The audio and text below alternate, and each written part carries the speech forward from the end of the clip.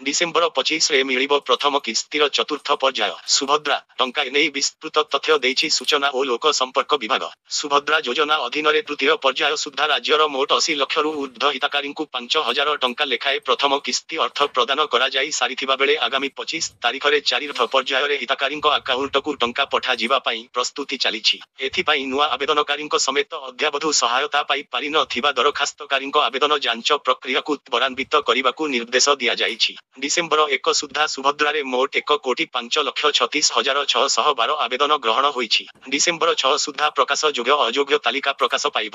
Block, ସହରାଞ୍ଚଳ, ମହାନଗର ନିଗମ ସ୍ତରରେ ଏହି ତାଲିକା ପ୍ରକାଶ ପାଇବ। ତେବେ ଏହା ପରେ ଆଉ 7 ଦିନ ପର୍ଯ୍ୟନ୍ତ ଆପରି ଗ୍ରହଣ କରାଯିବ।